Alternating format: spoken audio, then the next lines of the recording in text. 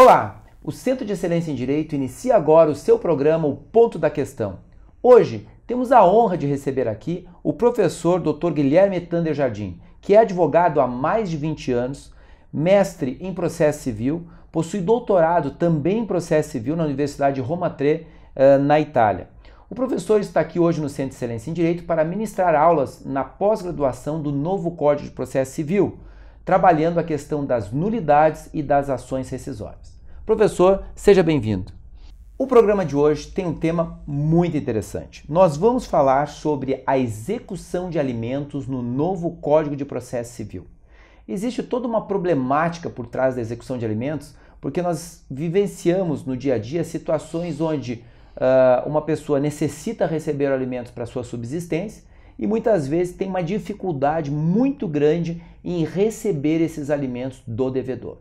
Então, nós vamos discutir nesse programa quais são os caminhos que podem ser utilizados hoje na sistemática do novo Código de Processo Civil para que se possa ter uma efetividade na cobrança de alimentos. Professor, o que se pode fazer diante de um devedor inadimplente? Quais são os caminhos que podem ser adotados no novo Código de Processo Civil? Podemos ter execução por desconto em folha de pagamento, podemos ter execução por ameaça de prisão civil do devedor, podemos ter execução por penhora e expropriação de bens e ainda podemos utilizar a mecânica do artigo 139 do novo Código de Processo Civil, que prevê mecânicas atípicas de execução.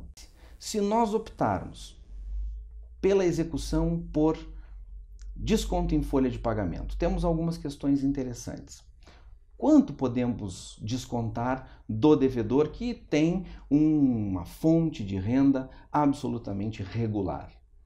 O código ele estabelece o seguinte percentual: nós podemos descontar no máximo 50% de alimentos do salário do devedor, compreendendo esses 50%, obrigações vencidas e vincendas.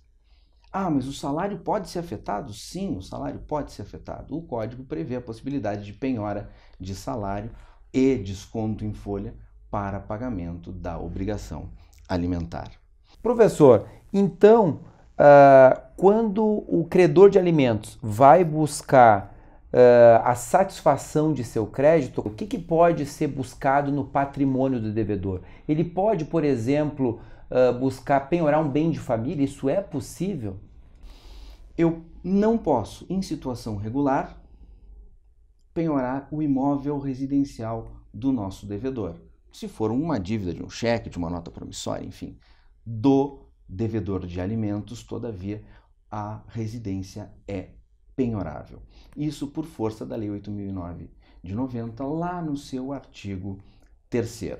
Salvo se, e aí não é salvo em relação à impenhorabilidade, mas salvo um detalhezinho importante que é se o credor desses alimentos ele é filho de alguém, do proprietário da residência, e essa residência também pertence a um cônjuge ou a um companheiro, por força de regime de bens, que não é genitor do credor.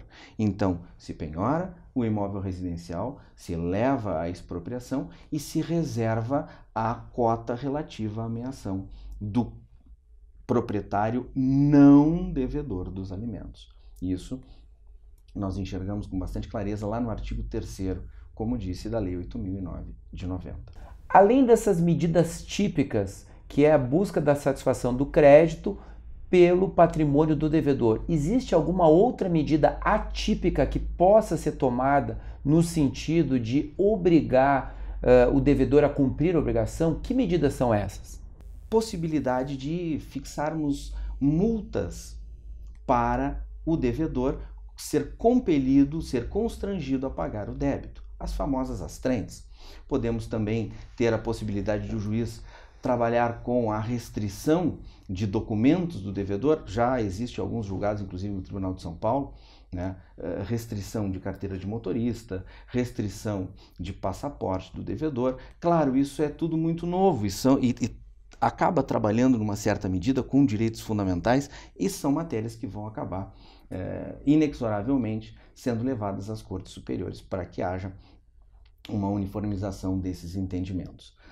Além dessas medidas atípicas, há possibilidade também, cita-se alguns casos, de inscrever o devedor no SPC? Isso é possível? É possível a inscrição do devedor em cadastros de inadimplente, não só através das medidas atípicas lá do 139 do Código de Processo Civil, como também por previsão expressa para a execução de alimentos.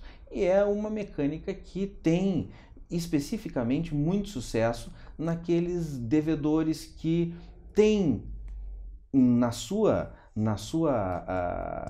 cartela de atividades a atividade negocial. Então, às vezes já vi acontecer da pessoa não ter medo de ser presa, mas ter medo de ficar com o nome comprometido em virtude de uma inscrição desse naipe.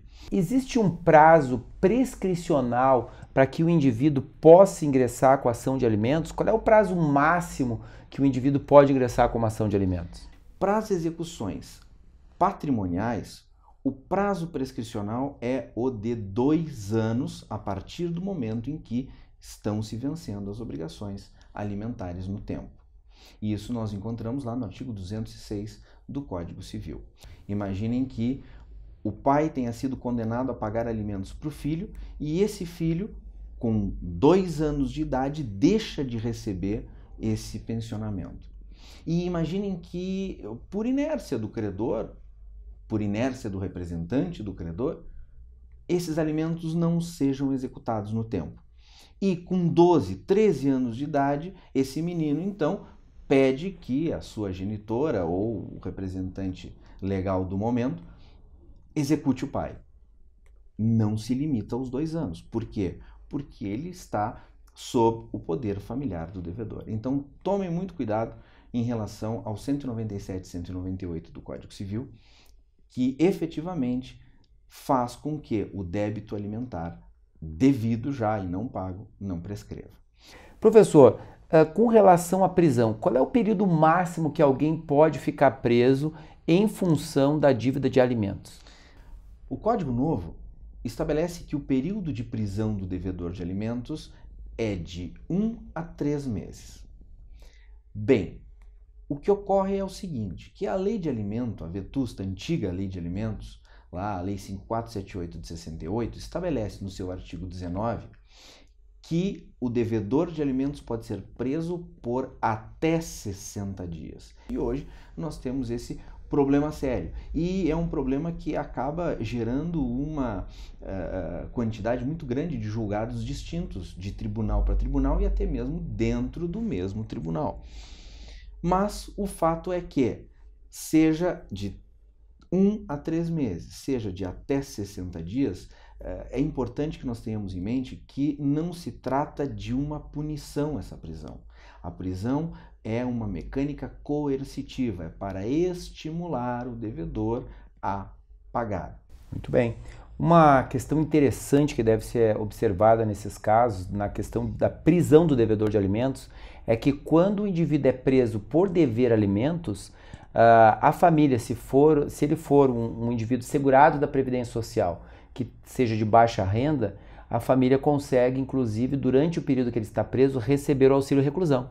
Então, diante do cumprimento do mandado de prisão pelo descumprimento do pagamento da pensão alimentícia, a família pode pegar a prova dessa prisão, ingressar no INSS com um pedido de recebimento do benefício de auxílio reclusão. Professor, muito obrigado por sua participação em nosso programa O Ponto da Questão. Se você gostou desse vídeo, dê um like aqui embaixo, faça seu comentário, sugira novos temas, porque toda semana temos um vídeo novo. E lembre-se, inscreva-se em nosso canal, que você será o primeiro a ser avisado sobre os novos lançamentos. Muito obrigado!